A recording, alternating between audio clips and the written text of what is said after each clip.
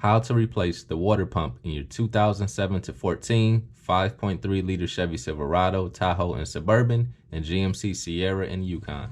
I'm going to be replacing the water pump on this 2010 GMC Sierra with the 5.3 liter Vortec. It's pretty simple. We're going to remove the cover, remove the intake tube, then we'll take off the serpentine belt, remove the tensioner, and then we'll be able to get to the water pump, which is only held on with 6 bolts. You can see 1, 2, 3, 4, 5, 6. The first step is to remove the engine cover. You can just pull up on it and it comes out. Then loosen the hose clamps on the intake. There's one on the air box and one close to the throttle body. Just go ahead and get those out. And then unclip a hose from under that intake as well. I'm going to use a 15mm socket and ratchet to take the tension off the belt and take the belt off. Then I'm going to use that same 15mm socket and ratchet to remove the 2 bolts from the tensioner to get that out of the way. So now I'm going to use some pliers to loosen the clamp, and we're going to remove the upper radiator hose from the water pump, and then I'm just going to push it off to the side. Now we're going to move our attention to the lower radiator hose on the water pump, get that out of the way, and then the 2 lines to the heater core.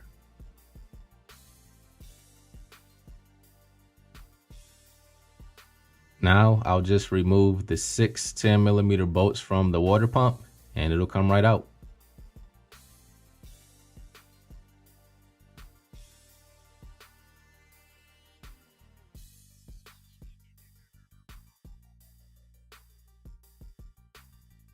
I removed the thermostat housing from the old water pump to reuse on the new one. We did get a new thermostat and a new thermostat gasket. I assembled that on the bench so I can put the new water pump on as an assembly. I just cleaned up the block to make sure we had a clean surface for the new water pump.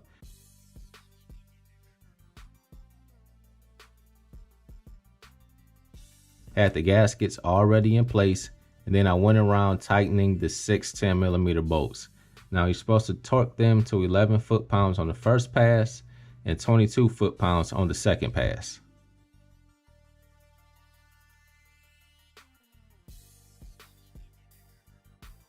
After that, we connected the 2 lines to go to the heater core. Then we reattached the lower radiator hose.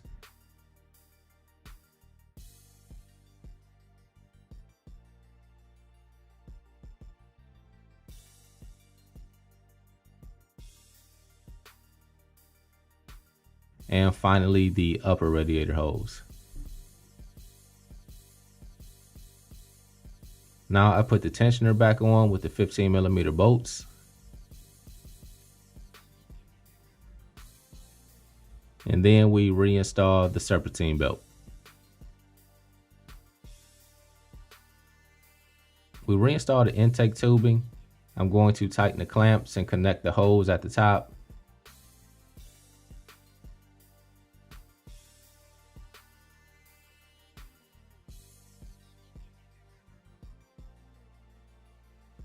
And we're just going to top off the coolant. While the engine is running, we're adding coolant and we have the heat on high. We're waiting for the thermostat to open. Once we have good heat coming into the cabin and we have a steady engine temperature on the gauge, we know that we've bled it properly. We're going to go ahead and seal everything up, and this job is done.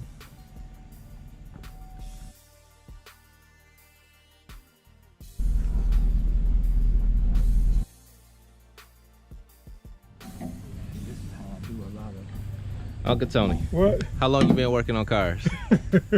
About 30 years. And how long have you been a carpenter working in homes and things like that? I've been working on, I've been a handyman for about as long as I've been working on cars. 3 decades? Give him a thumbs up, Uncle Tony. Yep. If you found that video helpful, be sure to subscribe to the channel, give it a thumbs up, and leave a comment. God bless you all.